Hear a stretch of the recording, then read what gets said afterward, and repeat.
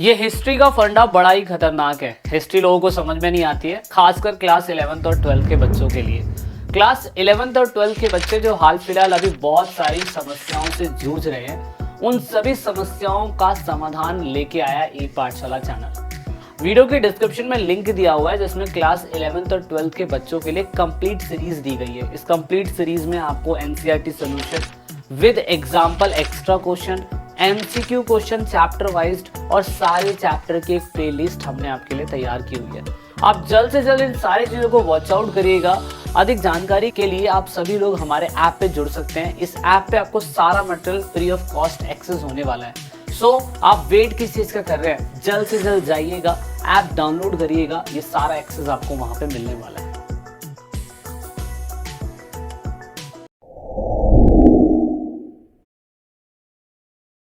So hello and welcome, आप सभी लोगों का बहुत बहुत स्वागत। माय नेम इज विजय। दोस्तों, ई पाठशाला के चैनल पे क्लास 12th की हिस्ट्री का कंटेंट आप लोग देख रहे हैं। अकॉर्डिंग टू न्यू सिलेबस 2023-24 के हिसाब से ये कंटेंट है आप सभी लोगों के लिए। क्लास 9th 12th का चैप्टर है, सॉरी क्लास 12th है और 9th चैप्टर है। याद रखना, ये बुक के अंदर अगर किसी के पास पुरानी बुक है तो उसमें 9th चैप्टर लिखा होगा, सॉरी 10th लिखा होगा, क्योंकि अकॉर्डिंग टू न्यू सिलेबस अब ये हट चुका है। सो दैट इज वाई, इसीलिए मैंने इसका नंबर जो है 9 डाला हुआ है। चैप्टर का नाम है colonialism and the country side, Hindi में उपनिवेशवाद और देहात इसको बोला गया है। सो Bengal and zamindar, Bengal was the first place जहाँ पे सबसे पहले न्यू रेवेन्यू सेटलमेंट जो था लाया गया। क्यों? क्योंकि पहली ही जमीन थी जहाँ पर आप कहोगे कि ईस्ट इंडिया कंपनी ने यहाँ पर कैप्चर करा था। किनको?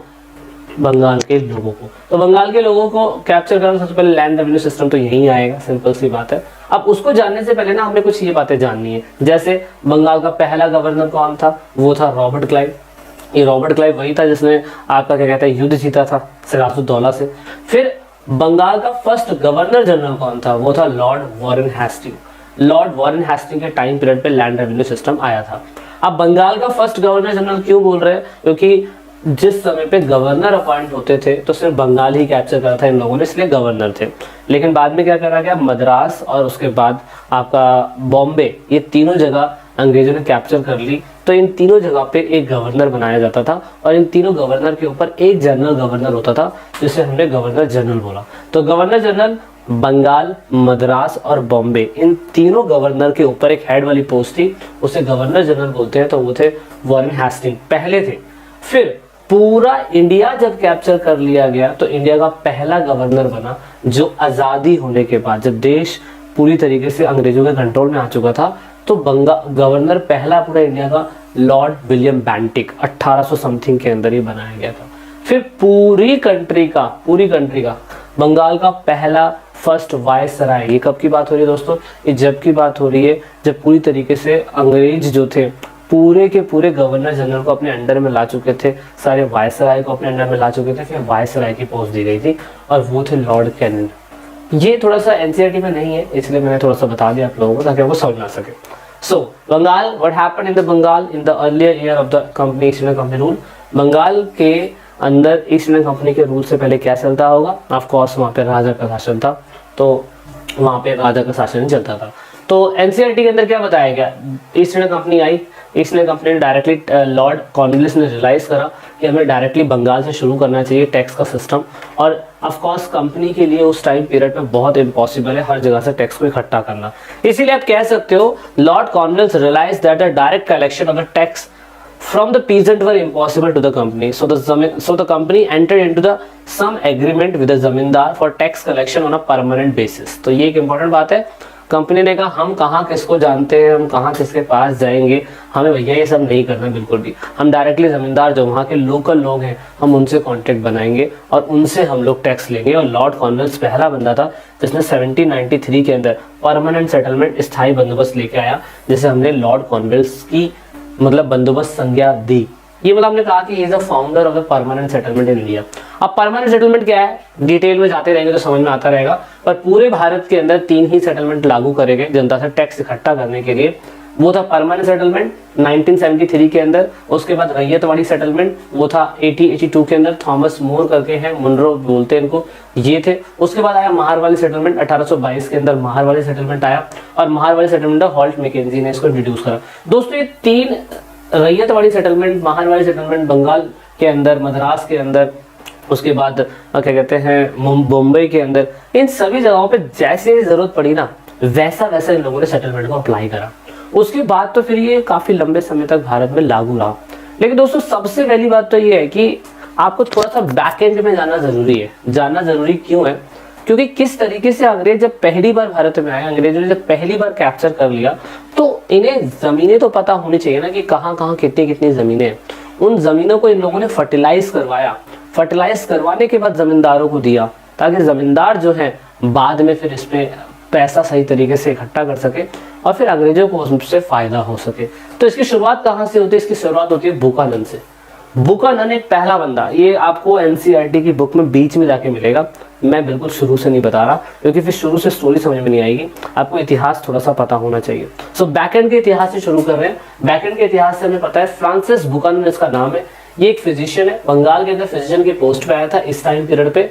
वो उस टाइम पीरियड के वहां के गवर्नर जनरल जो थे, गवर्नर जनरल लॉर्ड वेजले, उनका एक फिजिशियन था उस समय जब भारत में ये आया था। इसने कलकत्ता के अंदर चिड़ियाघर बनाया, अलीपुर के अंदर। सबसे ज्यादा इंपॉर्टेंट बात ये है 1815 में ये इंग्लैंड चला गया और उसके बाद इनकी मॉम की डेथ हो गई, तो फिर उसके बाद इनका नाम हैमिल्टन पड़ा, हैमिल्टन, और इन्हें बुकानन हैमिल्टन भी कहा गया। दोस्तों हैमिल्टन एक बंदे का भी नाम था जिसने जर्मनी पे राज किया था। पता होगा तो मुझे कमेंट करके जरूर बताना।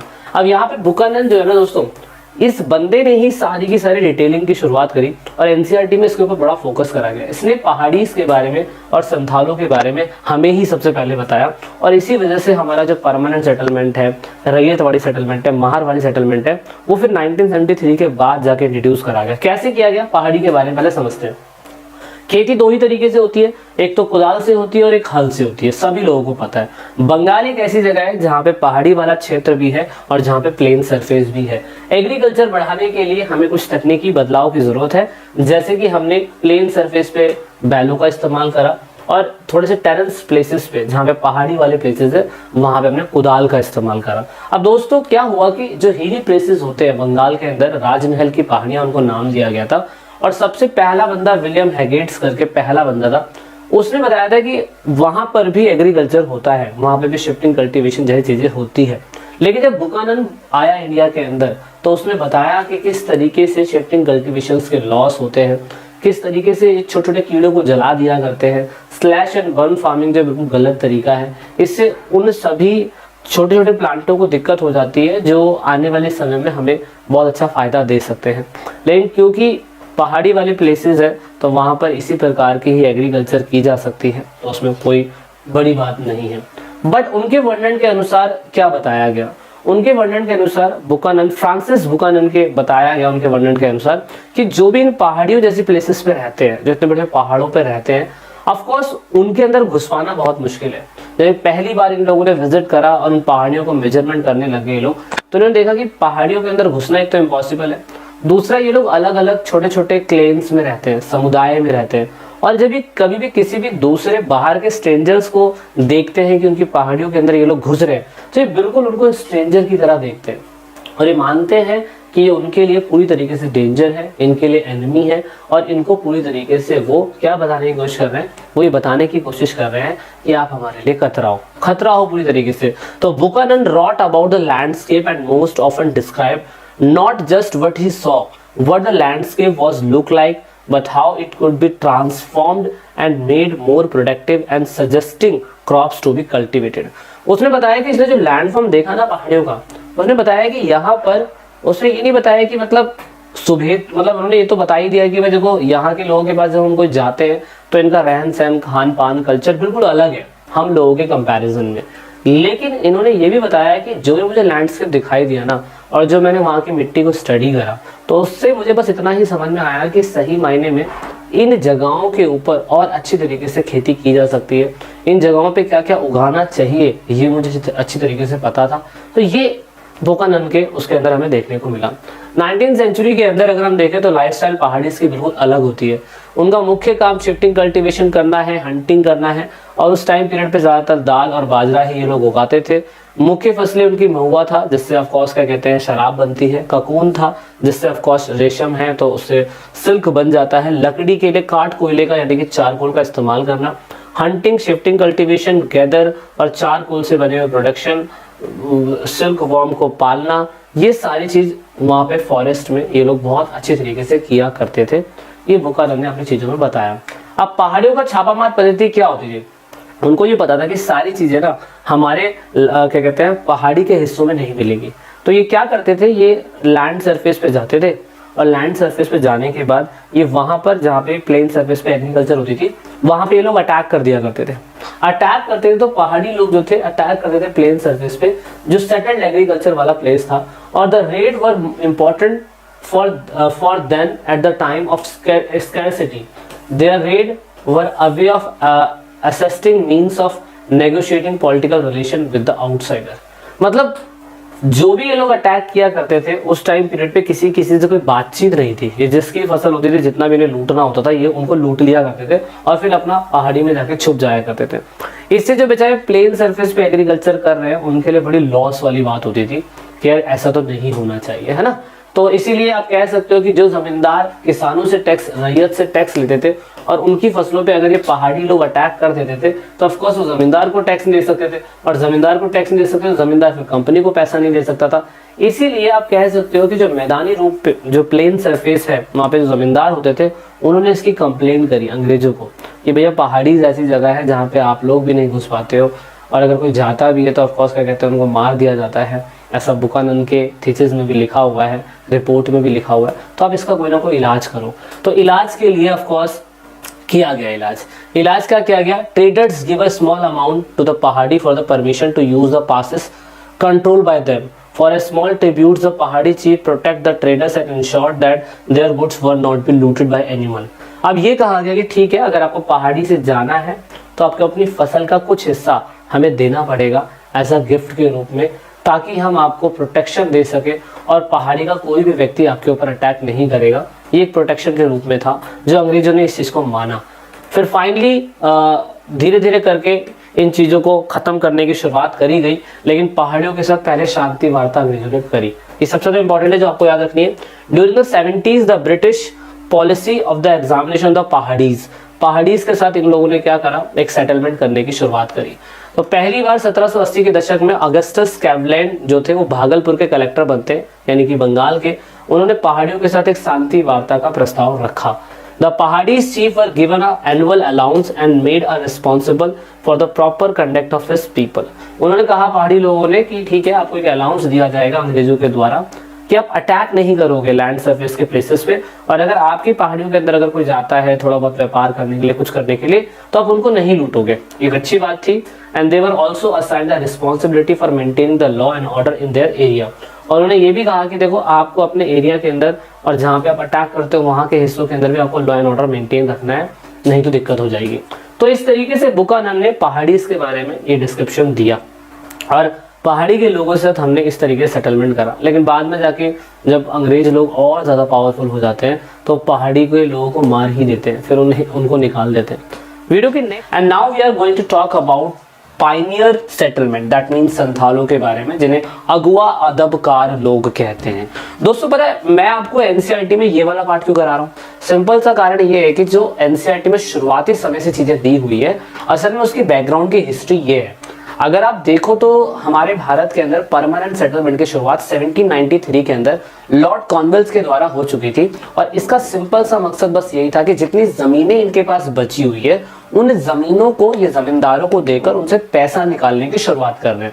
लेकिन अंग्रेजों को ये अच्छी तरीके से पता है कि हमारे पास और भी ज़मीनें हैं जिन्हें हमें फर्टिलाइज करने की ज़रूरत है, और भी पहाड़ियाँ हैं, पहाड़ है, रेंजेस हैं, उनके अंदर भी जाके हमें टैक्स लेने की ज़रूरत है। तो ये दोनों चीज़ हिस्ट्री के अंदर पैरेलल ही चलती रही, लेकिन एनसीईआरटी में वो चीज़ क्लेरिफाई नहीं है सही तरीके से। दैट इज़ वाई मैं आपको सिर्फ इतना सा बताने की कोशिश कर रहा हूँ कि 1793 कब 1793 के अंदर अंग्रेजों ने लॉर्ड कॉर्नवालिस के द्वारा 1793 के अंदर परमानेंट सेटलमेंट ला दिया था। लेकिन उसके बाद उनसे रेवेन्यू जनरेट करनी शुरू कर दी थी, लेकिन जमीनों को फर्टिलाइज करने का काम इन्होंने संथालों को भी दे रखा था ताकि जमीनें और अच्छी तरीके से फर्टिलाइज होती रहे, और जितनी ज्यादा जमीनें फर्टिलाइज होती रहेंगी उतने नए जमींदार को अपॉइंट करा जाएगा और परमानेंट सेटलमेंट उन पर लागू कर दिया जाएगा। तो इसीलिए ये चीज पैरेलल में चलती रही। So now we are going to talk about Santhal people. मैंने इमेज थोड़ी सी लगान मूवी की लगाई है ऐसा आपको दिखाने के लिए संथाल होते क्या है। अब संथालों के बारे में उन्होंने क्या बताने की कोशिश करी। निचली राजमहल की पहाड़ियों में एक गांव से गुजरते हुए बुकान लिखते हैं कि इस प्रदेश का दृश्य बहुत ही बढ़िया है। यहाँ की खेती विशेष रूप से घुमावदार संकरी घाटियों में धान की फसल, बिखरे हुए पेड़ों के साथ सफाई की गई जमीन, चट्टानी पहाड़ी सभी अपने में पूर्ण है। कमी है तो बस इस क्षेत्र में कुछ प्रगति की और विस्तृत और उन्नत खेती की, जिसके लिए इन प्रदेशों में संवेदनशीलता। यहाँ लकड़ी की जगह टारस और लाख की जगह आवश्यक अनुसार बढ़ते बढ़ते बागान लगाए जा सकते हैं। बाकी जंगल को भी साफ किया जा सकता है जो कि इस परियोजना के लिए उपयुक्त ना हो। वहां पनाई, ताड़ और महुआ के पेड़ लगाए जा सकते हैं। देखो क्योंकि ये एक इंस्पेक्टर है, अब इसने देखा कि यार ये बंदे संथाल तो कितने अच्छे एग्रीकल्चर करते हैं और उसने ये मिस करा। उसने सिंपल सा अंग्रेजों को अपने डायरी में लिख के बताया कि मुझे लगता है कि अगर ये इनको जमीनें दी जाए फर्टिलाइज करने के लिए तो ये बहुत अच्छे लेवल पे खेती कर सकते हैं। कारण सिंपल सा क्या है? कारण सिंपल सा ये कि जहां राजमहल के अंदर शिफ्टिंग कल्टीवेशन होती थी वहां ये प्लेन सरफेस पे खेती कर रहे थे, अच्छी अच्छी चीजें इन लोगों ने उगाई थी और ये अब आशा की जा रही थी कि इन लोगों से कि यही जमीन जो है मतलब यही जमीन के ऊपर खेती करने की शुरुआत करे। तो संथालों के बारे में बुकान का विचार क्या था? सिंपल सा था, वो नई जमीनें साफ करने वाले बड़े होशियार लोग थे। वह थोड़े से लो लेवल पे रहते थे, उनकी झोपड़ियां, बाड़े या दीवारें जो जिस घर में भी थे वो ठीक तरीके से नहीं थी। छोटी मोटी लकड़ियों के सरकंडे से बना हुआ घर था और झोपड़ियों के अंदर मैली कुचली बस्तियों के अंदर ये लोग रहते थे। संथाल ने ये इसलिए बताया क्योंकि यूरोप की कंट्री के अंदर तो भाई नीट एंड क्लीन चीजें होती है। उस समय हमारे भारत में उस तरीके की टेक्नोलॉजी नहीं होगी, बस ये है कि एग्रीकल्चर की चीजों के अंदर संथाल काफी अच्छे होंगे। तो इसीलिए आप कह सकते हैं कि कुछ इस प्लेसेस पे वो लोग रहते हैं। तो 1810 के अंत में जैसे ही उन्होंने पहाड़ियों को पार करके, राजमहल पहाड़ियों को पार करके एक गांव के अंदर जब वो पहुंचे तो उन्होंने पाया कि संथाल एक प्लेन सरफेस पे रहने वाले लोग हैं, ये अच्छी खासी खेती के बारे में जानते हैं। अब इनसे हम किस तरीके से खेती करवा सकते हैं? देखो अगेन मैंने क्या कहा, 1810 के अंत की बात हो रही है, जबकि बंगाल के अंदर 1793 के अंदर पूरी तरीके से परमानेंट सेटलमेंट लागू हो चुका था। लेकिन ऑफ कोर्स जमीनें तो बहुत सारी है ना, तो सर्वे करने वाला ऑफिसर तो यही सर्वे करेगा कि कहाँ पे कैसी मिट्टी है, कहाँ पे कैसे प्लांट लगाए जा सकते हैं जिससे उनको फायदा होगा। सो दैट इज वाई इन्होंने क्या करा, इन्होंने कुछ नहीं करा। पूछताछ में उन्होंने पाया कि संथाल जो है उन्होंने ही खेती का विस्तार किया है और 1800 के आसपास ये इन क्षेत्रों पे आए थे। ये नीचे पहले पहाड़ियों के पास रहते थे, झगड़ा होने की वजह से वो निचली ढलानों की तरफ विस्थापित हो गए और इन्होंने जंगलों को साफ करा, भूमि को बसाया और इस तरीके से यहाँ पे अंग्रेजों ने ही उनको कहा कि ठीक है हम आपको और जमीनें देने के लिए तैयार है, क्योंकि सारी जमीनें किनकी है? सारी जमीनें अंग्रेजों की है। So that is why the Britishers give land to the Santhal and persuaded them to settle in the foot hills of the Rajmahal. और ये कहा गया कि आप राजमहल की पहाड़ी की तलहटी में रहना चालू कीजिए और आपको हम जमीनें देने के लिए तैयार हैं। इससे फायदा क्या हुआ? संथालों को ये फायदा हुआ कि जितना उनके पास जमीनें थी वो लैंड रेवेन्यू टैक्स तो वैसे भी अंग्रेजों को देना ही पड़ता था, लेकिन संथालों को क्या कहा गया दोस्तों? संथालों को ये कहा गया कि 1832 के अंदर उनको दमेन एक खो नाम की एक जमीन दी गई। इसका सिंपल सा मतलब क्या है दोस्तों? इसका सिंपल सा मतलब ये है कि जो भी ये सीमाएं इनको दी जाएगी इन पे संथाल ही जो है रहेंगे और संथाल ही अपने लोगों के लिए अपने मतलब जहां पे भी इनकी फैमिली रहेगी, इनके बच्चे रहेंगे, इनके घर परिवार के लोग रहेंगे, ये जमीनें अंग्रेजों के द्वारा 1832 के अंदर उन्हें अलॉट कर दी गई। और ये कहा गया कि इसके बाद जो भी rest of the part places बसती हैं, जमीनें बसती हैं, आपको उनको काटना है, उन्हें फर्टिलाइज करना है, उन पे खेती करनी शुरू कर देनी है। So that is why after the demarcation the settlement area of the Santhal expanded rapidly. और उसके बाद तो संथालों ने बहुत तेजी से इसको और बढ़ाना चालू करा। जैसे 1832 के अंदर इनको जमीनें अलॉट कर दी गई और उसके बाद इनको कहा गया कि इतना बड़ा इलाका है, आपको इसको बढ़ाते ही रहना है, क्योंकि संथालों की जनसंख्या ही बढ़ी। तो इन्होंने एक गांव से 40 गांव 1838 के अंदर लगभग 6 सालों के अंदर इन्होंने 40 गांव जितनी जमीनों को फर्टिलाइज कर दिया। और उसके बाद इन्होंने देखो 1473 को 1851 में कर दिया। देन उसके बाद इन लोगों ने धीरे धीरे करके और जमीनों को बढ़ाना चालू कर दिया। इस तरीके से लगभग 1000 यानी कि 1400 समथिंग विलेजेस जितना इलाका अगर इन्होंने फर्टिलाइज कर दिया तो सोचो अंग्रेजों के पास तो और ज्यादा जमीनें आ चुकी है। इससे क्या हुआ? इससे ये हुआ कि जब संथालों के पास इतनी सारी एग्रीकल्चर लैंड इन्होंने अंग्रेजों को बना के दे दी तो अंग्रेजों को अब समझ में आया कि अब हमें संथालों से भी पैसा लेना चालू करना चाहिए। सो Santhal myths and song in the 19th century refer the frequent of a long history to the tribal। संथालों के बारे में बहुत कुछ बहुत सारी गाथाओं में, बहुत सारी कहानियों के अंदर, बहुत सारी चीज़ों के अंदर इनके बारे में बताया जाता है कि बेचारों के साथ कितना बुरा हुआ था। तो आप ये कह सकते हैं संथाल ने उस समय ब्रिटिश राज के टाइम पीरियड पे सिपाहियों से लड़ाई करी थी। ये इमेज लंदन के न्यूज़पेपर में 23 फरवरी 1856 में छपी थी। क्यों? क्योंकि संथालों का रिवॉल्ट 1855 से 56 के बीच में ही हुआ था। कारण सिंपल सा क्या था? The rebellions change the British perceptions of the Santhal villages that had been earlier seemed calm and peaceful now appear to have become place of violent and savage deeds। कहने का मतलब सिंपल शब्दों में, जो गांव कभी संथालों के द्वारा बड़े शांत और समृद्ध हुआ करते थे, वो बाद में अंग्रेजों से लड़ते बड़े ही अशांति वाले, वायलेंट वाले बदल गए। कारण क्या है?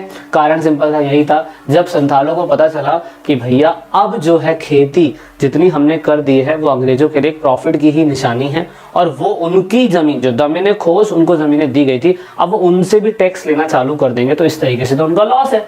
सो दैट इज वाई जो उनके हाथ में जमीनें थी वो भी उनके हाथों से फिसलती जा रही थी। The Britishers starting levying tax on those land that money lenders were charging them without high rate of the interest and took over their land in case of defaulters.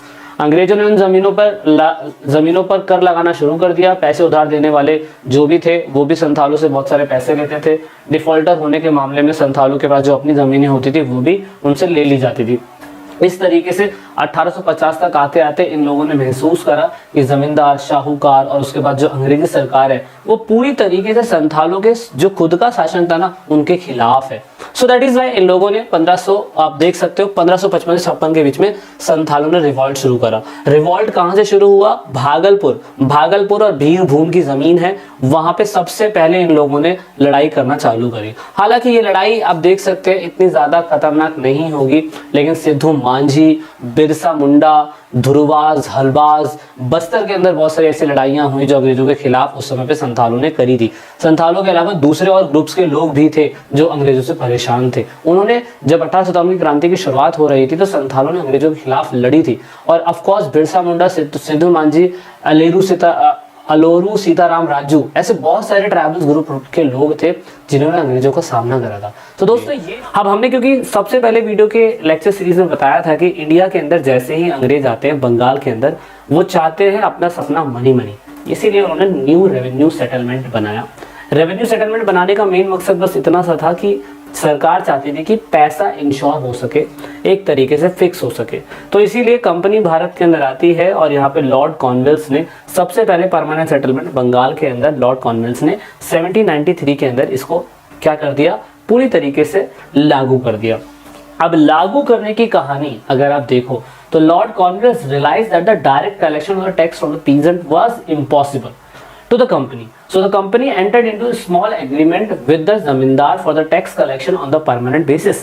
उन्होंने कहा कि ठीक है, कंपनी तो जाएगी नहीं भैया किसानों से बातचीत करने के लिए, कंपनी आपको एजेंट के रूप में जमींदारों को एज अ कॉन्ट्रैक्ट बेस पे, या कह सकते हैं पट्टे के अनुसार या शर्त पर उनको रखेगी, उनको जमीनों का हिस्सा देगी और कहेगी भैया आप हमें जमीनों से रेंट ला के दीजिए और हम आपको उसके बदले में थोड़ा बहुत कमीशन जो होता है वो दे देंगे, और ये सिस्टम चलता रहा। तो भारत के अंदर परमानेंट सेटलमेंट की शुरुआत हुई 1793 के अंदर। अगेन आप याद रखिएगा रैयतवाड़ी सेटलमेंट 1820 में शुरू हुआ था, लेकिन ये किसी दूसरी तरीके से शुरू हुआ था। वैसे तो आपको बता दूं कि परमानेंट सेटलमेंट के अंदर कुछ कमियां थी, that is why permanent settlement को इन लोगों ने क्या करा, परमानेंट सेटलमेंट को इन लोगों ने पूरी तरीके से खत्म कर दिया, क्योंकि कंपनी ने बहुत सारे इसके लूप होल देखे, और उसके बाद कंपनी ने रियलाइज करा कि दूसरे हिस्सों पे जहाँ पे अंग्रेजी सरकार ने कैप्चर कर रखा है, मुंबई है, मद्रास है, या बंगाल के दूसरे नए प्लेसेस जहाँ पे उन्होंने कैप्चर करे, जैसे अवध वाली प्लेसेस है, तो ऐसी जगहों पे परमानेंट सेटलमेंट लागू नहीं होगा। दैट इज वाई फिर रैयतवाड़ी सेटलमेंट निकाला गया। रैयतवाड़ी सेटलमेंट के बाद महारवाली सेटलमेंट आया, और महारवाली सेटलमेंट जो था वो भी इसकी कमी की वजह से महारवाली सेटलमेंट हॉल्ट मैकेंजी के द्वारा इंट्रोड्यूस करा गया, और तीनों के अंदर वेरिएशन है, एनसीईआरटी के अंदर तीनों के बारे में नहीं बताया हुआ है। तो मैंने सोचा कि आपको थोड़ा बहुत बताया जाए कि अंग्रेजों ने किस किस तरीके के सेटलमेंट करे थे और किस किस तरीके से ये पैसा उगवाई करते थे, यानी कि कमाने की कोशिश करते थे। क्योंकि एनसीईआरटी में परमानेंट सेटलमेंट यानी कि स्थायी बंदोबस्त के बारे में, इदमस्तरारी बंदोबस्त के बारे में बहुत डिटेल में दिया है, तो उसके बारे में हम ज़्यादा डिस्कस करते हैं। अब ऐसा कहा जाता है कि किसी भी सरकार ने, मतलब जैसे ईस्ट इंडिया कंपनी ने किसी जमींदार को अगर जमींदारी दी है और ऑफ कोर्स जमींदारी देने के बाद जमीन का हिस्सा उन्होंने आपको दे दिया, तो साल का टैक्स के रूप में जमींदार को पैसा देना पड़ता था। अब ऐसा ये होता था कि अगर ईस्ट इंडिया कंपनी ने फिक्स रेवेन्यू के हिसाब से जमींदार को एक जमीन दे दी है और कहा है कि आपको पैसा देना पड़ेगा, और सपोज अगर आप नहीं दे पाते हो, कोई जमींदार फिक्स रेवेन्यू नहीं दे पाता है, तो उसकी जमींदारी को नीलाम कर दिया जाएगा। तो ऐसा महाराजा मेहताब चंद के साथ 1820 से इस बीच में हुआ था, और उनकी एक जमींदारी थी बुर्दवान के अंदर, उनको नीलाम कर दिया गया था। इसकी इमेज आज भी हमें क्या कहते हैं एनसीईआरटी में दिखती है। एनसीईआरटी में इसकी इमेज के बारे में आप देख सकते हो, कुछ ऐसा दिखाने की कोशिश करी गई है। बर्दवान के राजा डायमंड हार्बर रोड कोलकाता पर स्थित राजमहल है। 19वीं सेंचुरी के अंतिम दशकों तक बंगाल के बहुत से धनी जमींदारों ने अपने लिए सुंदर विशाल स्तंभों वाले राजमहल बनवाए थे, जिसमें नित्य कक्ष, बड़े बड़े मैदान, शानदार प्रवेश द्वार होते थे। देख रहे उस टाइम पे बनाया गया था 19वीं सेंचुरी के टाइम पीरियड पे, लेकिन राजा बर्दवान का जो महल था वो नीलाम कर दिया गया था। कारण सिंपल सा था कि वो उस तरीके से, जिस तरीके से अंग्रेजों ने पैसा देने की बात करी थी कि अंग्रेजी सरकार को पैसा देना है, वो नहीं दे पा रहे थे। तो यहाँ पे बोला जाता था कभी कभार नीलामी भी जो होती है राजा के खिलाफ, वो फेक होती थी, और फेक होने की वजह से उनकी कभी भी नीलामी जो थी ना वो हो नहीं पाती थी। लेकिन बर्दवान के राजा की नीलामी हो चुकी थी। They bought a state for the Raja, so the state remained under the control of the Raja. Over 95% of the sale of the auction was friction. देखो क्या होता था, सिंपल सा फंडा समझिए। अंग्रेजों ने कहा कि भैया जमींदारी जो है हम आपको दे रहे हैं। जैसे आप रूम रेंट पे लेते हो, तो भैया आप तो रहे ना रहे पर आपके नाम पे तो रूम मिल गया ना। आपको कहा गया कि महीने का आपको 20,000 रुपया देना है महीने का। अगर आप महीने के 20,000 रुपये नहीं देते तो भैया आपका सामान जो रखा हुआ है वो सामान नीलाम कर दिया जाएगा और उससे हमारा पैसा जो है वसूल कर लिया जाएगा। यही होता है, और पैसा जब वसूल कर लिया जाएगा तो उससे वो किराया निकाल लेगा। सेम ऐसा ही ईस्ट इंडिया कंपनी ने क्या करा, ईस्ट इंडिया कंपनी ने जमींदारों को जमीनें दी, आपको साल का पैसा देना पड़ेगा फिक्स रेवेन्यू के हिसाब से। इसे परमानेंट सेटलमेंट कहा गया। इतना ही पैसा देना पड़ेगा, ना उससे ज्यादा ना उससे कम। अब ज्यादा कमाते तो आपका फायदा, कम कमा रहे तो आपका लॉस है, आपको अपनी जेब से देना पड़ेगा।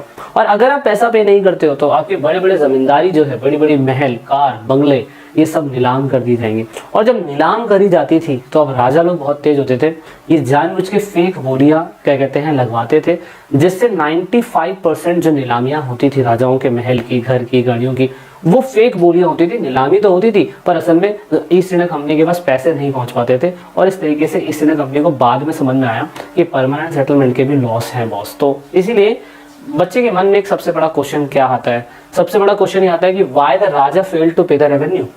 ऐसी सिचुएशन आती ही क्यों है, जब इतना बड़ा जमींदार है, इतना बड़ा मालिक है, तो वो फेल क्यों हो जा रहा है पैसा देने में।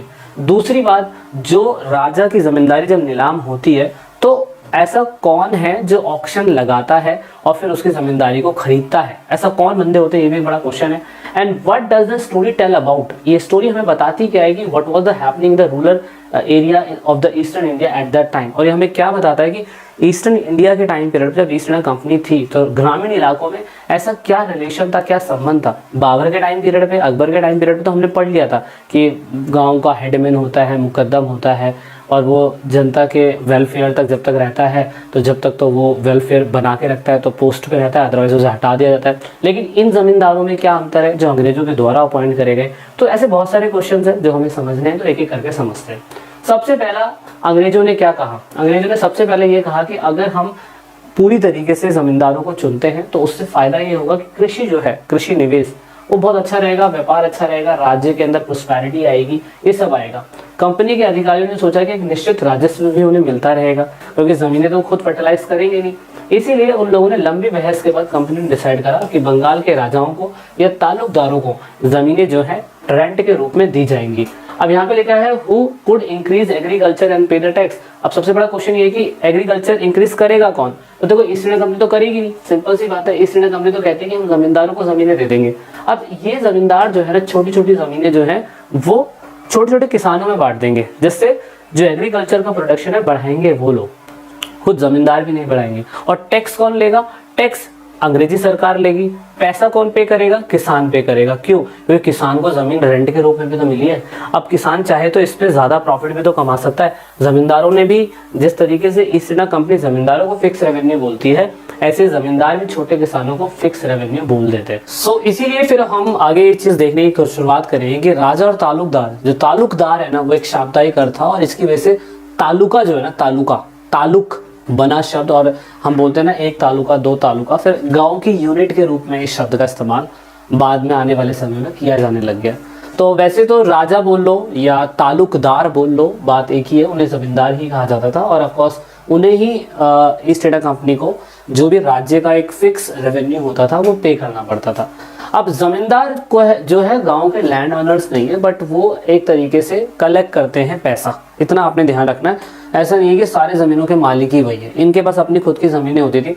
कुछ ऐसे किसान भी होते थे जो छोटे किसान होते थे, पर उनके पास भी अपनी ज़मीनें होती थी, पर जिनके पास ज़मीनें नहीं होती थी वो किसान इनकी ज़मीनों पे काम करते थे। ये ज़रूर याद रखना, बड़े बड़े ज़मींदार जो थे वो खुद अपने खेतों पे काम नहीं करेंगे, वो पूरी तरीके से क्या करते हैं, वो पूरी तरीके से अपने खेतों का हिस्सा जो है छोटे किसानों को एज अ रेंट के रूप में दे देते हैं। तो इस तरीके से ज़मींदार के जो मेन काम होते हैं वो यही होते हैं कि ज़मींदार जो बड़े ज़मींदार होते हैं, अगर उनके मरने के बाद उनका बेटा पोस्ट पे आ जाता है तो वो भी यही काम कर रहा होता है। अब दूसरा काम क्या होता है, वो उनका काम ये होता है कि बड़े बड़े गाँव को अपने अंडर कंट्रोल में रखना। जैसे कि कभी कभार ऐसे ज़मींदार भी देखे गए हैं जिनके अंडर में 40 गाँव, 400 गाँव जो हैं वो हमें देखने को मिलते हैं। वो अपने आप में ही बहुत बड़ी बात है। कंपनी पूरी तरीके से इन ज़मींदारों को गाँव का हिस्सा दे देती थी, और देने के बाद कहती थी कि यहाँ से आपको रेवेन्यू जो है इकट्ठा करना है। ज़मींदारों का काम होता था कि रेंट वहाँ से लेना, और फिक्स अमाउंट जो था वो एज अ इनकम के रूप में यानी कि अलग अलग जगहों से इकट्ठा करके, डिफरेंट विलेजेस से इकट्ठा करके किनको दे देना, ईस्ट इंडिया कंपनी को पैसा दे देना। अब यहाँ पे रीज़न क्या है कि अगर ज़मींदार जो था, जैसे रैयत है, अब देखो रैयत दो टाइप के होते हैं, याद रखना। एक रैयत के अंडर में भी रैयत होते हैं, और एक जोतदार भी एक तरीके के रैयत होते हैं। पर ये जो जोतदार होते हैं ये रिच रैयत होते हैं, इनके बारे में अभी हम थोड़ा सा पढ़ने की कोशिश करेंगे। पर ईस्ट इंडिया कंपनी क्या करती थी, वो ज़मींदारों को ज़मींदारी देती थी और कहती थी कि आप पैसा दीजिए। लेकिन क्या कारण है कि ज़मींदार जो है पैसा नहीं दे पाते थे? कारण क्या था, शुरुआती समय में जो पैसा मांगा गया था ईस्ट इंडिया कंपनी के थ्रू, जो फिक्स रेवेन्यू थी वो बड़ी ही महंगी थी, इसीलिए बहुत सारे लोगों की ज़मींदारी नीलाम हो गई। कभी कभार ऐसा होता था कि ज़मींदार जो होते थे वो रैयत से पैसे जो हैं छोड़ दिया करते थे, और इसी वजह से ज़मींदारों को अपने जेबों से ही पैसा भरना पड़ जाता था। कारण सिंपल सा ये होता था कि भाई कभी कभार फसल भी खराब हो जाती थी। The revenue was invariable regardless of the harvest and had to be paid punctually. फसल की परवाह किए बिना किसान को अपना टैक्स जमींदार को देना ही होता था, और जमींदार को भी बिना फसल की परवाह किए बिना ईस्ट इंडिया कंपनी को टैक्स देना पड़ता था। ये भी एक सबसे बड़ा कारण माना जाता है। Limit of the power of the zamindari to collect the rent from the ryot and manage zamindari. और सबसे बड़ा कारण ये भी था कि कभी भी किसान के ऊपर जमींदार पूरी तरीके से प्रेशर नहीं बना सकता था कि अगर मैंने आपको 10 रुपए बोले हैं इस जमीन का पैसा देने के लिए तो अब मुझे 15 रुपए दीजिए, ऐसा नहीं है। कभी कभार रैयत जो होता था वो भी कभी कभार जमींदार के अगेंस्ट में केस भी कर सकता था। ये भी एक प्रोसीजर बनाया गया था ईस्ट इंडिया कंपनी के द्वारा, क्योंकि ईस्ट इंडिया कंपनी कभी भी किसी के अगेंस्ट में जाके काम नहीं कर सकती थी। तो ये सारे कारण आप बोल सकते हो कि इस तरीके से जमींदार जो है पैसा नहीं दे पाते थे। अब खुद जो जमींदार होते थे वो कैसे कंट्रोल होते थे? The state subdue their authority and restrict their autonomy. अब ईस्ट इंडिया कंपनी ये नहीं कहते थे कि भैया हमने आपको जमींदारी दे रखी है तो आप इस सारी पावर का इस्तेमाल करोगे, ऐसा बिल्कुल नहीं है। अब ये इनके ऊपर भी रिस्ट्रिक्ट करते थे। कारण पता है क्यों? कारण क्या है? कारण ऐसा होता था कि कभी कभार कोई जमींदार इतना ज़्यादा अमीर होता था कि उसके पास अपनी खुद की आर्मी होती थी, और जब उसके पास अपनी खुद की आर्मी होती थी तो अंग्रेजों को पता होता था कि अगर किसी भी जमींदार के पास अपनी खुद की आर्मी है तो भैया वो तो फिर दूसरे जमींदारों से मिलकर अंग्रेजों के खिलाफ भी हो सकता है। इसीलिए जमींदारों पर भी कंट्रोल बनाया जाता था, उन पर भी कस्टम ड्यूटी लगाई जाती थी। ऐसा नहीं है। दूसरा, उनको बोला गया था कि आपको अपनी जमींदारी अगर रखनी है तो आपको अपनी सेना हटानी पड़ेगी। दूसरी, इनको भी कोर्ट कचहरी की निगरानी में आना ही पड़ता है जमींदारों को। उसके लिए ये लोग कलेक्टर ऑफिसर जो है अपॉइंट करके रखते हैं। जमींदार जो होते थे उनका भी कंट्रोल लोकल पुलिस के ऊपर बिल्कुल नहीं होता था, क्योंकि लोकल पुलिस जो होती थी वो रैयत के लिए बनाई गई थी। इस तरीके से आप कह सकते हैं जो समय के दौरान कलेक्टर शक्ति के रूप में उभरा और जमींदार की शक्ति पर प्रतिबंध लगा दिया गया। कलेक्टर की पावर बड़ी होगी, और कलेक्टर शुरुआती समय में अंग्रेजी ऑफिसर होता था, और यही वो कलेक्टर है जो IAS अधिकारी इन फ्यूचर में जाके हमारे इंडिया के अंदर बना। तो उस समय कलेक्टर की पोस्ट तो भगवान के समान होती थी, क्योंकि सोचो जो जमींदार को कुछ नहीं समझ रहा है तो वो बंदा क्या होगा, है ना। तो ये कलेक्टर जो होते थे बड़े ही मैं कह रहा हूँ पावरफुल ग्रुप अंग्रेजों के टाइम पीरियड पे हुआ करते थे। अब होता बस यही था कि अगर कभी कभार जमींदार जो होता था, मान लो कि पैसा नहीं उठा पा रहा है, तो वो अपने किसी लठियार ग्रुप्स को भेज दिया करता था और किसानों से टैक्स वसूलने का सिस्टम कर लिया करता था। तो ये छोटा मोटा कहीं कहीं गाँव में देखने को हमें मिलता था। अब प्रॉब्लम क्या होती थी, समस्याएं बस ये होती थी कि ये समस्याएं 12 मासी समस्याएं जमींदारों के लिए रहती थी। जब भी खराब और लो प्राइसेस में उनकी किसानों की फसलें बिकती थी तो बेचारे पैसे नहीं दे पाते थे। तो ये एक इम्पॉर्टेंट हमें सिस्टम देखने को मिलता है। अब जमींदार के ऊपर एक ऑफिसर बनाया जाता है, जिसे हमने अलमा बोला जाता था। वो गांव के ही आसपास रहता था। वो ये देखता था कि किस गांव के अंदर किस तरीके की फसल को उगाया जा रहा है, उसको कितने रुपए में खरीदा या बेचा जा रहा है, किस तरीके से किसान पैसा ईस्ट इंडिया कंपनी के डायरेक्टली नहीं पर जमींदार के पास अगर पहुंचा रहा है तो कितना पहुंचा रहा है। तो ये अमला ऑफिसर उस समय पे अपॉइंट करा जाता था। इसका मेन मकसद यही होता था कि फसलों की देख रेख को ये देख सके। अब ये मतलब एक तरीके से मैं कह रहा हूँ कि उस टाइम पीरियड पे देखता था कि किस तरीके से एक्टिविटीज गाँव के अंदर चल रही है। According to the source of the Burdwan along 3000 were pending related to the arrears payment in 1798। अकेले बर्दवान के सूत्रों के अनुसार अगर पता लगाया जाए तो 30,000 से ज्यादा भुगतान जो रैयत ने कर दिया था पर किसानों ने पे नहीं करा था। कारण क्या था? कारण आप कह सकते हो कि उस टाइम पीरियड पे जोतदार ग्रुप जो होता था जानबूझ के किसानों को पेमेंट डिले करवाने में पूरी तरीके से मदद करता था। अब ये जोतदार कौन होते हैं दोस्तों? ये सबसे बड़ा इशू हमारे समाज में हमें देखने को मिलता है। अब जोतदार जो होते हैं दोस्तों वो रिच रैयत होते हैं, ये भी किसान ही होते हैं।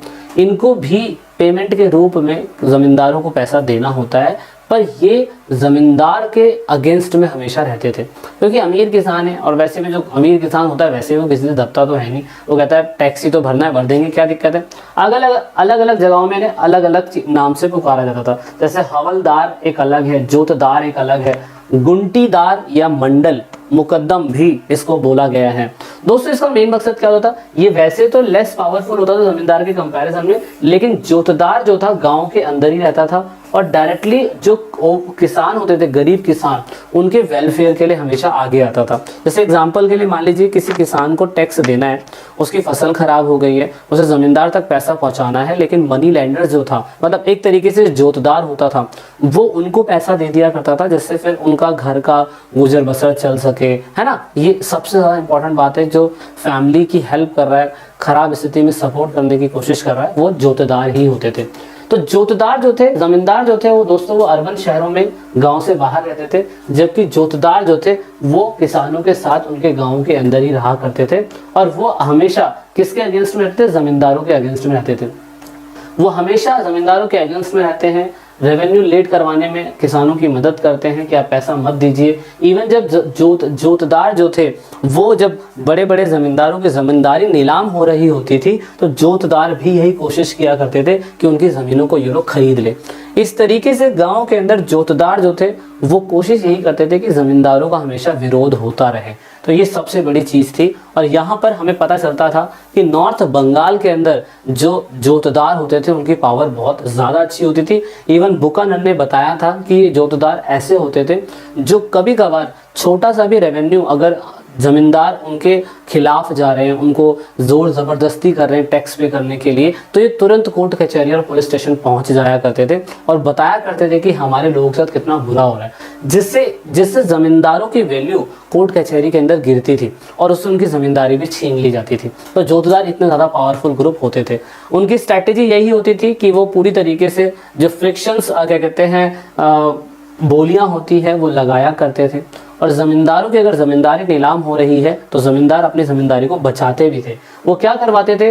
वो जो बाहर से ज़मींदार आए हुए होते थे उनको भगवा दिया करते थे। उनके ही एजेंट जो थे, बाहर से अगर कोई आता है तो उनके लठियार जो ग्रुप्स लोग हुआ करते थे ज़मींदारों के अंडर में, छोटे मोटे गुंडे होते हैं, उन गुंडों को वो मतलब उन गुंडों के थ्रू उनको मरवा दिया करते थे।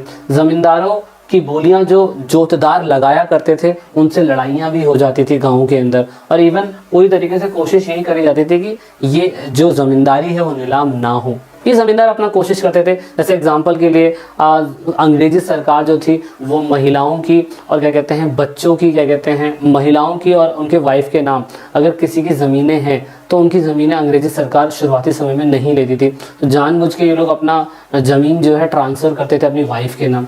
इस तरीके से पता चला कि परमानेंट सेटलमेंट के अंदर कुछ लूप होल भी हैं। So that is why fifth report तैयार करी गई। फिफ्थ रिपोर्ट ब्रिटिश पार्लियामेंट के अंदर सबमिट करी गई ईस्ट इंडिया कंपनी के थ्रू। इसमें सिर्फ यही बताने की कोशिश करी गई 1200 पन्नों के अंदर 1813 के अंदर ये रिपोर्ट पेश होती है और ये बताया जाता है कि फिफ्थ रिपोर्ट के अंदर की एक सिलेक्टेड कमेटी बनाई जाती है जिसका मेन मकसद ये था कि कंपनी को प्रॉफिट क्यों नहीं हो रहा है, जमीनें इतनी सारी है, जमींदारों को तुमने जमीनें दे दी है, कोई भी ब्रिटिश ऑफिसर वहां पे अपॉइंट होता है वो तो मालामाल होकर वहां से निकलता है, लेकिन कंपनी को कोई फायदा ही नहीं होता। तो इस तरीके से कंपनी ने इस रिपोर्ट के अंदर पूरी तरीके से जो ईस्ट इंडिया कंपनी के लोग बंगाल में काम कर रहे हैं उनके माल प्रैक्टिस की क्रिटिसाइज करा। ये कहा है कि तुमने कुप्रशासन चलाया है, जमींदारों से बहुत सारा पैसा तो लिया है पर तुमने कंपनी को नहीं दिया है। इस तरीके से इस रिपोर्ट के बाद कंपनी ने कहा कि चाइना से ट्रेड करने का जो अवसर है वो ईस्ट इंडिया कंपनी ही चाइना से चाय का ट्रेड करेगी। इसके बाद इवन कंपनी ने पूरी तरीके से ये बताने की कोशिश करी कि जो भी ये जो रिपोर्ट सामने आई है उसके बाद कंपनी पूरी तरीके से बंगाल में जितने भी ऑफिसर्स हैं उनकी एक्टिविटी के ऊपर फोकस करेगी और उसके बाद उस एक्ट को रेगुलेट करेगी और बताएगी कि हर बार ऐसी रिपोर्ट तैयार होकर पार्लियामेंट के अंदर आनी चाहिए और पता होना चाहिए कि कंपनी को कितना फायदा हो रहा है और कितना लॉस हो रहा है। नहीं तो ब्रिटिश ऑफिसर वहां अपॉइंट होकर जाएगा, वो तो अमीर होकर आएगा लेकिन कंपनी को फायदा ही नहीं होगा। इस तरीके से फिफ्थ रिपोर्ट तैयार करी गई थी और उसके बाद पार्लियामेंट के अंदर से पेश करा गया। ईस्ट इंडिया कंपनी के बारे में बताया कि इस रिपोर्ट के अकॉर्डिंग पूरी तरीके से रेवेन्यू जो है वो सही तरीके से इकट्ठा नहीं हो रहा है जमींदारों के थ्रू जितना होना चाहिए था।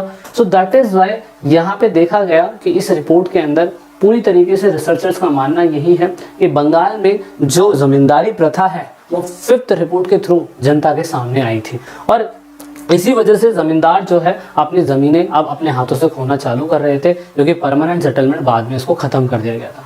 सो ये अब दोस्तों आपको एक फैक्ट और सच्चाई बात बताता हूँ इस फोर्थ पार्ट के अंदर। वो बात ये है कि कंपनी को अच्छी तरीके से पता था कि लॉर्ड कॉर्नवालिस ने जिस तरीके से परमानेंट सेटलमेंट को जनता के सामने लाया और इससे डायरेक्टली और इनडायरेक्टली सिर्फ जमींदारों को और पूरी तरीके से जो ब्रिटिश ईस्ट इंडिया कंपनी थी उनको बड़ा फायदा होता था।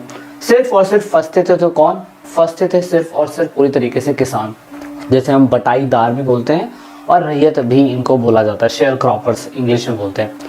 अब मेन बात ये थी कि कंपनी को बहुत अच्छी तरीके से ये समझ में आ चुका था कि यार जिस तरीके से जमींदार जो है वो साल दर साल बहुत ज़्यादा प्रॉफिट कमाते ही जा रहे हैं। देन फाइनली कंपनी ने डिसाइड करा कि अगर ब्रोकरेज अगर हम जमींदार को दे रहे हैं तो जमींदारों से उनकी जमींदारी छीन ली जाए और डायरेक्टली पैसे का सिस्टम हम डायरेक्टली किसानों से लेने लग जाए। तो इस तरीके से क्या हुआ कि जो ब्रोकरेज हमें कंपनी जमींदारों को देती थी वो ब्रोकरेज पूरी तरीके से खत्म हो जाएगा और हम डायरेक्टली किसानों से पैसा लेना चालू कर देंगे। याद रखना, अगेन बता रहा हूँ, परमानेंट सेटलमेंट काफ़ी लंबे समय तक बंगाल, यूपी, बिहार ऐसे प्लेसेस पे परमानेंट सेटलमेंट चला था। लेकिन परमानेंट सेटलमेंट के अलावा एक और सेटलमेंट था जिसे हम रैयतवाड़ी सेटलमेंट बोलते हैं। रैयतवाड़ी सेटलमेंट गुजरात के अंदर, रैयतवाड़ी सेटलमेंट बंगाल के बॉम्बे के अंदर, पुणे के अंदर, ऐसी जगहों के अंदर रैयतवाड़ी सेटलमेंट भी चले थे। तो दोस्तों अभी हमें आगे जानना है, अभी हमें आगे नई जो न्यू रेवेन्यू सिस्टम है उसके बारे में हमें समझने की कोशिश करनी है। The permanent revenue system was not extend beyond the Bengal. One reason was that since the revenue was fixed, the state could not claim any share of the increased revenue. So in the territory annexed of the 19th century, temporary revenue settlement were made. बहुत अच्छी बात NCERT के अंदर बहुत बढ़िया बात लिखी हुई है। क्लियर कट बोल दिया गया कि जिस तरीके से अगर हम जमींदार को बोलते थे कि फिक्स पैसा, अगर आपको एक साल का इतना पैसा देना है तो आपको इतना ही पैसा देना है, ना ही कंपनी को उससे ज़्यादा देना है और ना ही कंपनी को उससे कम देना है। अब सबसे बड़ी प्रॉब्लम कंपनी को ये होने लग गई कि यार ज़मीन भी फर्टिलाइज हो गई है, ज़मीन में उस तरीके से फर्टिलाइज हो चुकी है और ज़मींदार अगर ज़्यादा एग्रीकल्चर कर रहे हैं तो जो भी इंक्रीजमेंट होता है, जितना भी एक्स्ट्रा पैसा आता है वो सारा का सारा ज़मींदारों को मिल जाता है। और जब सारा का सारा पैसा ज़मींदारों को मिल जाता है और कंपनी को सिर्फ पैसा रेंट के रूप में पैसा मिलता है तो यहाँ पे कंपनी को फायदा नहीं हो रहा था। That is a permanent settlement इस तरीके से खत्म कर दिया गया और न्यू लैंड रेवेन्यू सिस्टम शुरुआत करी गई। और new land revenue system David Ricardo करके इनका नाम है, लेकिन इनकी ओनरशिप के ऊपर बहुत अच्छी बात इन्होंने बोली। ये इंग्लैंड के बहुत बड़े इकोनॉमिस्ट ऑफिसर हैं। इनकी revenue policy British east India Company के अंदर लागू करी गई, बॉम्बे के बहुत सारे प्रांतों के अंदर इनको लागू करा गया और इन्होंने कहा कि अगर आपको नई लैंड रेवेन्यू सिस्टम लानी है तो आपको इस तरीके से लैंड रेवेन्यू सिस्टम लानी चाहिए। क्या कहा उन्होंने? Land owner should claim only average rent. Average rent का मतलब क्या होता है और ये चीज आपके पेपर के अंदर आएगी। एवरेज रेंट का मतलब होता है केवल औसतन किराया औसतन किराया का मतलब एवरेज रेंट होता है। दोस्तों इन्होंने कहा कि अगर आपको नया लैंड रेवेन्यू सिस्टम शुरू करना है बॉम्बे के प्लेसेस में, तो आपको क्या करना पड़ेगा, when the land yield more than the average rent the land owner has the surplus that the state needed to be tax. यानी कि जब भूमि औसत किराए से अधिक हो गई हो तो भूमि मालिक के पास अधिशेष है जिसे राज्य को कर लगाने की आवश्यकता होनी चाहिए। एग्जाम्पल के लिए क्या होता है, सिंपल और आसान भाषा में बताने की कोशिश करता हूँ। नॉर्मल से ये कि मान लीजिए कि अगर आपके पास एक खेत का हिस्सा है, इस खेत के हिस्से से, जैसे एक एग्जाम्पल देता हूँ मैं यहाँ से, इस खेत के हिस्से से आप हर साल क्या कहते हैं 100 किलो गेहूं उगा लिया करते थे और जो आपको फैमिली के लिए इतना इनफ होता था। लेकिन इस साल क्या हुआ, इस साल 150 किलो गेहूं पैदा हो गया, तो सरप्लस कितना हुआ, सरप्लस का मतलब होता है एक्स्ट्रा कितना हुआ उसे सरप्लस कहा जाता है, जिसको ये पूरी तरीके से बेच भी सकते हैं और इसके थ्रू व्यापार भी कर सकते हैं। तो ऐसे पैसे में सरकार ने कहा कि जितना भी एक्स्ट्रा सरप्लस पैदा होता है यहां से ही आपको किसानों के ऊपर टैक्स लगाना चाहिए, नहीं तो खुद किसान परेशान हो जाएगा और वो आपको टैक्स भी नहीं दे पाएगा, है ना। तो एक ये भी एक अच्छा तरीका था, ये बताया था किसने, डेविड रिकार्ड करके इनका नाम है, इन्होंने इसको बताने की कोशिश करी थी। ओके, तो ये एक लैंड रेवेन्यू पॉलिसी जो पूरी तरीके से बंगाल में शुरू करी जानी थी, वो पूरी तरीके से क्या हुआ, वो रिचर्ड ने पूरी तरीके से इंट्रोड्यूस करा कि एवरेज रेंट के ऊपर बातचीत होनी चाहिए। There, the zamindar seems to be turned into the renter, leasing out land and living on rental income. Rental का मतलब होता है, ये टर्म उन लोगों के लिए करा जाता है जो रेंटल इनकम अपनी प्रॉपर्टी पे डिपेंड होने लगे। अब क्योंकि परमानेंट सेटलमेंट उस तरीके से काम नहीं कर रहा है, तो बड़े बड़े जमींदारों ने क्या करा, किसानों को अपनी जमीनें रेंट पे देनी चालू कर दी और उनसे रेंट के थ्रू, जिस तरीके से कंपनी जमींदारों से रेंट के थ्रू पैसा लेती थी और कंपनी जमींदारों को बहुत बड़ी जमीन का हिस्सा दे देती थी और कहती थी आज से आप इस जमीन के मालिक हैं 30 साल के लिए, 20 साल के लिए, 10 साल के लिए, वैसा ही जब रैयतवाड़ी सेटलमेंट शुरू करा गया तो जमींदारों के पास जो अपनी खुद की जमीनें थी वो जमीनें ये छोटे छोटे किसानों को रेंट के रूप में देते थे और साल का रेंट के रूप में अपना पैसा उठा लिया करते थे।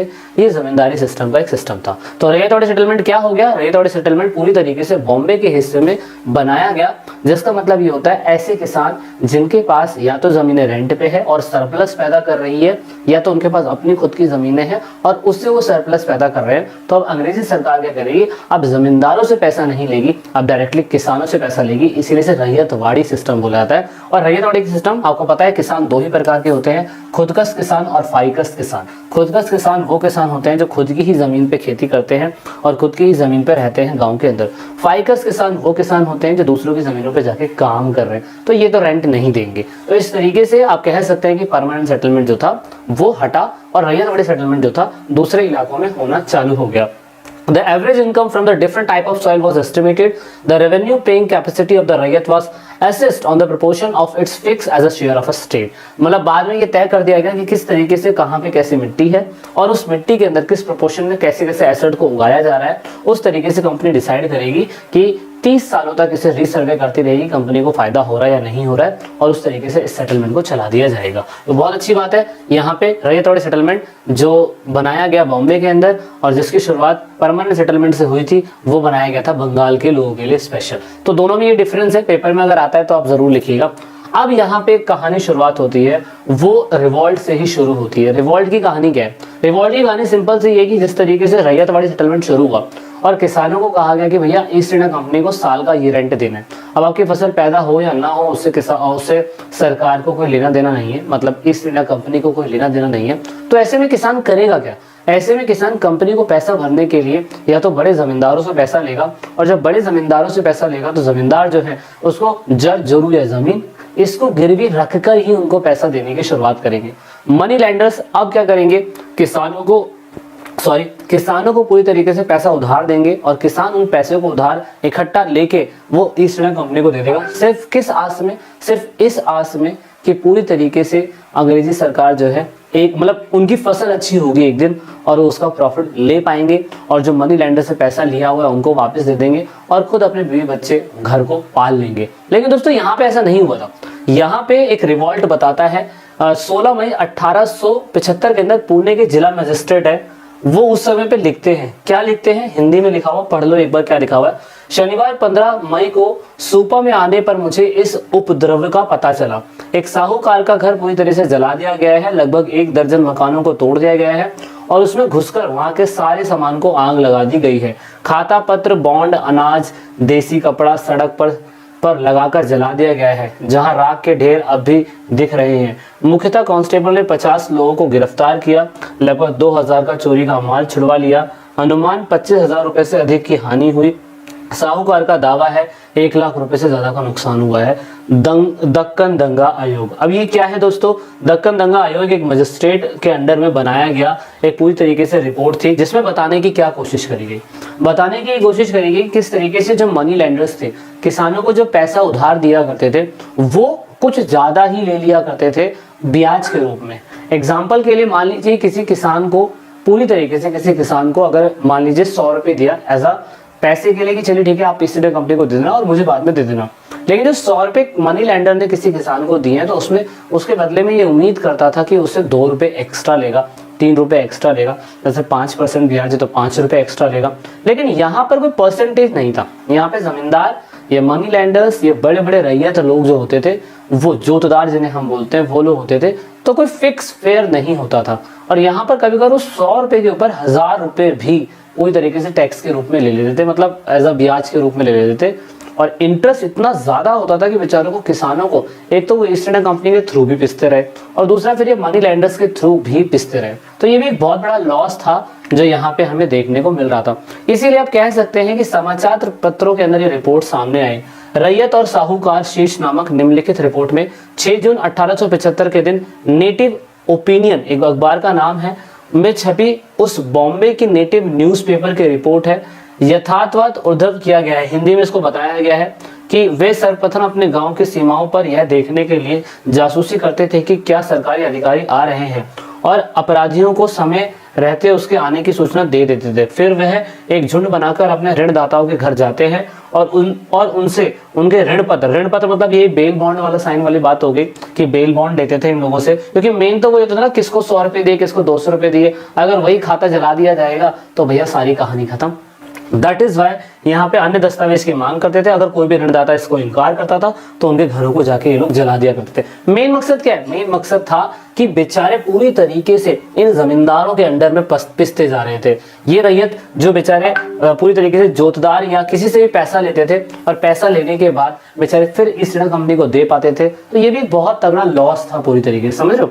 और अगर ये लॉस बहुत बड़ा है तो कहीं ना कहीं आप कहोगे खुद से ही कि भैया ऐसे तो फिर फायदा ही नहीं है हमें किसी भी सरकार को या किसी भी मैं कह सकता हूँ ईस्ट इंडिया कंपनी को इस तरीके से करने का।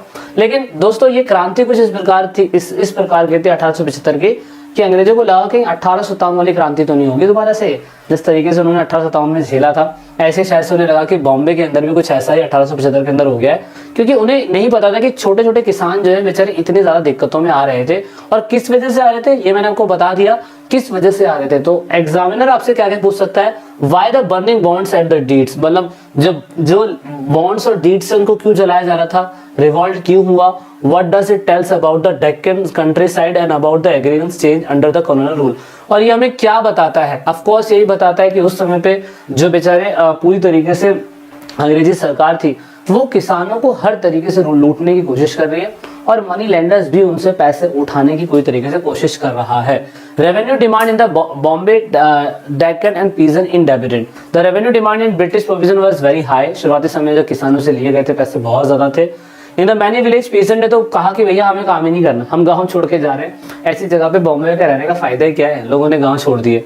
और जब कभी भी रेन हार्वेस्ट नहीं हो पाता था ड्यू टू रेन फेल की वजह से, मतलब जब हार्वेस्टिंग ढंग से नहीं हो पाती थी और अच्छी तरीके से बारिश नहीं हुई, फिर भी किसानों को जमीन ईस्ट इंडिया कंपनी को पैसा देना ही देना होता था। तो ऐसे में किसान कहता था कि यार फिर फायदा क्या है, हमारा तो कोई फायदा नहीं है, अब फसल नहीं हुई है तो फिर वो मनी लेंडर से पैसा लेता है, फिर मनी लेंडर उस पर एक्स्ट्रा चार्ज लगा देता है। तो ये भी एक बहुत बड़ा इशू हमें देखने को मिलता है। The revenue collector extract revenue when utmost severity the peasant fail to pay his crops were seized. अब देखो सबसे इंपॉर्टेंट चीज, अगर मान लीजिए कि कोई भी बंदा पैसे देने में मंजूरी नहीं कर पाता तो उसकी रेवेन्यू के लिए उसकी जमीन को कैप्चर कर लिया जाता है। तो कितना बुरा है, इस जमीन को भी कैप्चर कर लिया जाता है। तो इस तरीके से किसानों ने खेती करनी भी छोड़ दी, बहुत जगह खेती करनी छोड़ दी। और जिसको अपनी फसल बचानी है तो मनी लेंडर से जाके पैसा लेगा, ये भी एक बहुत बड़ा इशू था। सो दैट इज व्हाई अगर हम कहें तो 1830s के टाइम पीरियड में तो बहुत बड़ी दिक्कत हुई थी। चलो वो तो एक अलग बात है, तो दिक्कत हम सब हर समय होती रहती है।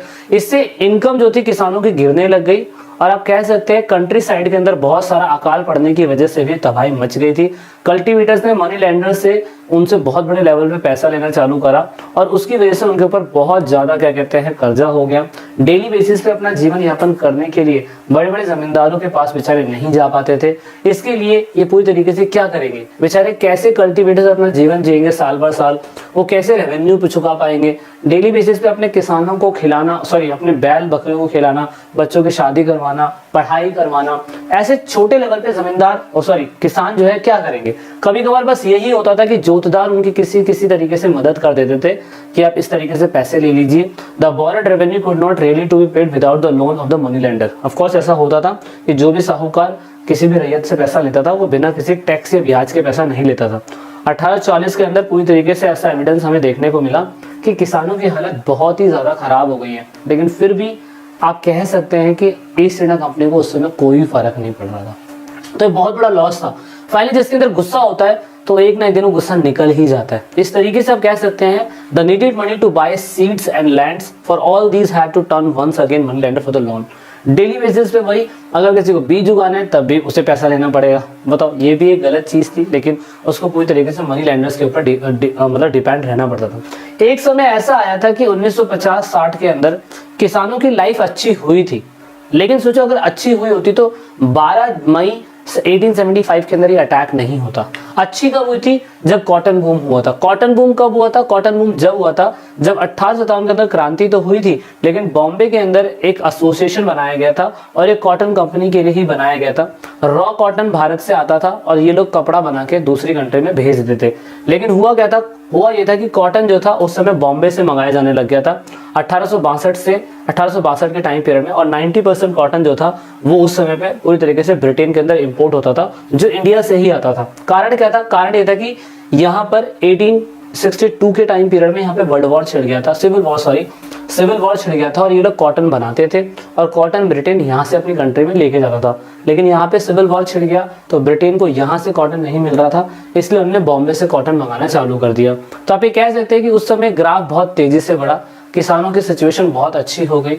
अमेरिकन सिविल वॉर उस टाइम पीरियड पे 1861 से लेकर 1865 के बीच में चला था, और उस टाइम पे मैं कह सकता हूँ महाराष्ट्र के अंदर जो बड़े बड़े साहूकार हैं उन्होंने बहुत पैसा पूरी तरीके से किसानों को देना चालू करा, सिर्फ इस आशा में, क्योंकि उन्हें पता है कि ज़्यादा कॉटन उगेगा तो किसानों को फायदा होगा, और किसानों को फायदा होगा तो ईस्ट इंडिया कंपनी को बेचेंगे, ईस्ट इंडिया कंपनी बदले में उनको पैसा देगी। तो ये एक तरीका था।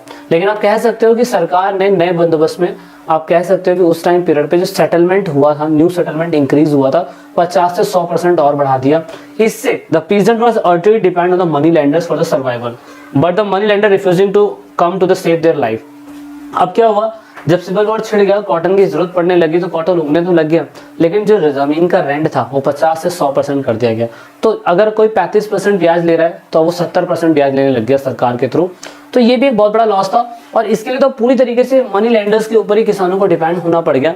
और इसी वजह से मैं कह सकता हूँ कि जो मनी लेंडर्स थे उन्होंने पैसा तो दिया, लेकिन वो सारे रूल्स वायलेट कर दिए पैसे देने के, जो ऑफ कोर्स उन्हें नहीं करने चाहिए थे।